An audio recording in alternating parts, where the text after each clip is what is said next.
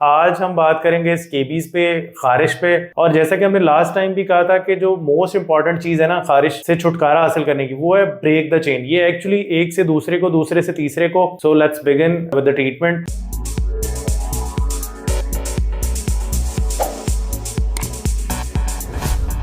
अस्सलामुअलैकुम, welcome to my YouTube channel doctor फाई। उम्मीद करता हूँ आप सब लोग खैर आफियत से होंगे। आज हम बात करेंगे स्केबीज पे, खारिश पे। लास्ट हमने 2-3 महीने पहले एक वीडियो अपलोड की थी जो कि बहुत लोगों ने पसंद की और उस पर बहुत सारे क्वेश्चंस किए और बहुत सारे कमेंट्स आए, तो मैं उनको जवाब देता रहा। लेकिन वीडियो देखने के बाद मुझे भी लगा कि काफ़ी सारी चीज़ें जो है ना उसमें मैंने स्किप की और वो थोड़ी सुपरफिशियल वीडियो थी। तो जैसा कि मैंने बताया कि ट्रीटमेंट तो सारे डॉक्टर्स आपको स्केबीज का, अगर आप क्वालिफाइड डॉक्टर के पास जाते हैं तो वो बिल्कुल सही ट्रीटमेंट देते हैं आपको। लोशन और जो मेडिसिन है वो बिल्कुल सही लिख के देते हैं। लेकिन मसला क्या आ जाता है कि वो आपको प्रॉपर बताते नहीं है कि ये किस तरह यूज करना है। क्योंकि पेशेंट जब मेरे पास भी आते हैं और मैं उनको ट्रीटमेंट देता हूँ स्केबीज का, तो उसमें मुझे 5-10 मिनट लग जाते हैं उनको समझाने में। और जैसा कि हमने लास्ट टाइम भी कहा था कि जो मोस्ट इंपॉर्टेंट चीज है ना खारिश से छुटकारा हासिल करने की, वो है ब्रेक द चेन। ये एक्चुअली एक से दूसरे को, दूसरे से तीसरे को, और ये चेन चलती है। और ये तब तक आपकी खारिश, तब तक आपकी सही नहीं होती जब तक आपको चेन है ना ब्रेक नहीं हो जाती। और जब तक आपके इर्द गिर्द ऐसे लोग हैं जिनको वो जरासीम, जो स्केबीज का जरासीम है, उनकी बॉडी में है, तो वो जब आप उनसे मिलते जुलते हैं तो वो फिर खारिश दोबारा हो जाती है। तो इसी वजह से ये फिर 6-6 महीने, साल जो है एक घर से खारिश निकलती नहीं है। आज हम इसके जरा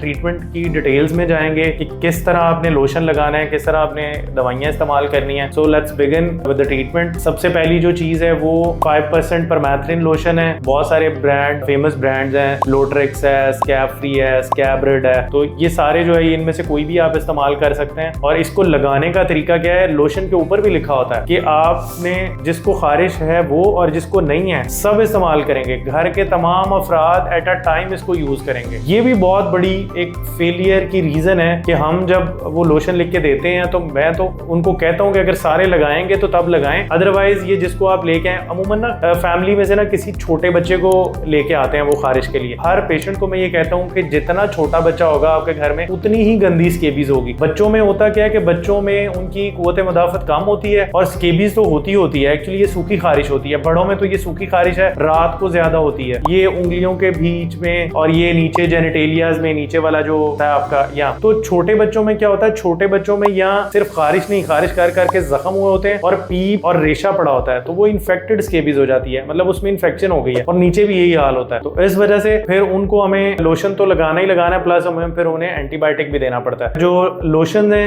5% परमेथ्रिन, उसको लगाने का तरीका अभी आपके साथ शेयर करता हूँ कि लगाना है तो सारी फैमिली ने एडवांस लगाना है। इसको लगाने का तरीका क्या होता है कि आपने चेहरे पे और सर पे नहीं लगाना, गर्दन से स्टार्ट करना है इसको, और पूरे जिस्म में, फ्रंट, बैक, हाथों की उंगलियों के बीच में, नीचे, ये सारा जेनिटेलिया का एरिया, पाँव के नाखून तक। मैं ये कहता हूँ कि गर्दन से स्टार्ट करके पाँव के नाखून तक कोई भी ऐसा हिस्सा बचना नहीं चाहिए जहाँ लोशन नहीं लगाया गया हो। रात को नहाना है, नहा के जिस्म सुखा लेना है। कोशिश करें नीम गर्म पानी से नहा लें। अगर इस मौसम में थोड़ा विंटर स्टार्ट हो रहा है तो नीम गर्म पानी से नहाएं। नहा के जिस्म को साफ तौलिए से साफ करें और यहाँ से शुरू करके पाँव के नाखून तक लगाएं। लगाने के बाद आपने धुले हुए कपड़े निकाल के पहनने हैं और सारी रात उन्हीं कपड़ों में सोना है। सुबह जब आप उठें तो वो कपड़े धोने वाले कपड़ों में फेंक देने और नहा के फिर साफ कपड़े। अडल्ट्स में तो मैं यूजुअली कंटिन्यूसली 3 रातों के लिए कहता हूँ कि 3 रातें लगातार लगाएं और फिर 2 हफ्ते बाद इसको एक बार रिपीट कर लें। तो जो छोटे बच्चे होते हैं, बहुत छोटे बच्चे, उनका यही होता है कि आप रात को एक बार लगा दें। वो नहाना,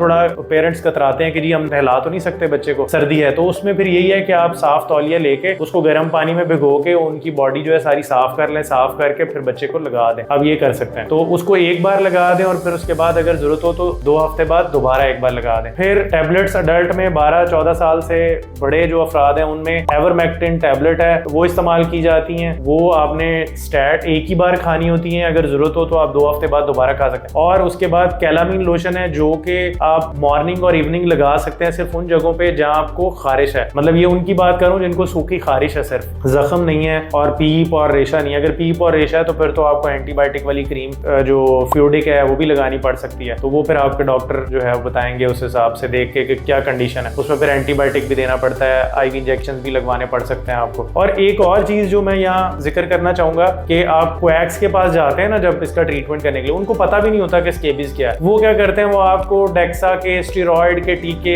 और दवाइयां गोलियां स्टेरॉइड देना स्टार्ट कर देते हैं। एक्चुअली जो स्टेरॉइड है ना वो आपकी स्केबीज को और वर्स करता है, आपको स्केबीज को और खराब करता है। तो इस वजह से जब भी आपको स्केबीज हो काइंडली किसी क्वालिफाइड डॉक्टर के पास जाएं। इसका ट्रीटमेंट कोई एक्सपेंसिव नहीं है। ये लोशन देखें, ये 200-250 का लोशन है जो आप सिर्फ लोशन लगा के भी आप इस बीमारी से छुटकारा हासिल कर सकते हैं और कोई गोलियां ना खाएं, आप कुछ नहीं करें। बाकी जो ट्रीटमेंट मैं बता रहा हूँ कैलामीन लोशन है जो सुबह शाम लगाना है, वो सिर्फ सिम्टोमेटिक ट्रीटमेंट है। वो आप खारिश वाली जगह पे लगाएंगे तो आपको खारिश नहीं होगी, क्योंकि आप जब ज्यादा खारिश करते हैं तो फिर आप जख्म कर लेते हैं। तो वो भी सिम्टोमेटिक ट्रीटमेंट है, वो भी आप चाहे लगाएं या नहीं लगाएं। फिर या रात को आप अगर कोई एंटी एलर्जिक टैबलेट खाते हैं वो भी सिर्फ आप इसलिए लेते हैं कि आपको रात को खारिश ना हो और आप आराम से अपनी नींद पूरी कर सकें। तो ये ट्रीटमेंट है और यही मैंने फिर आपको बताना है कि ब्रेक द चेन, ये सबसे इंपॉर्टेंट चीज है। जब आप इलाज कर रहे हैं तो आपने फिर ऐसी जगह नहीं जाना कि जहां खारिश है। और मैं यही कहता हूं कि आप ये जो लोशन है ये कोई महंगा नहीं है। अगर 200-250 रुपए का आपको लोशन अगर किसी और को देना पड़ता है, फॉर एग्जाम्पल कई बच्चे मदरसे से आते हैं उनको खारिश होती है, तो मैं फिर उनको कहता हूँ कि मदरसे में जो है अपने बेड्स नहीं शेयर करने, अपना बिस्तरा उठाएं, सोने के बाद जब आप उठ जाएं तो अपना बिस्तरा रोल करें, उसको साइड पे रख दें, फिर जब आपने सोना हो तो निकालें और उस पर आप लेट जाएं। और एक और चीज बिस्तरों से याद आया कि आपने अपने बिस्तरे टॉवल जो है गर्म पानी से धोने हैं। और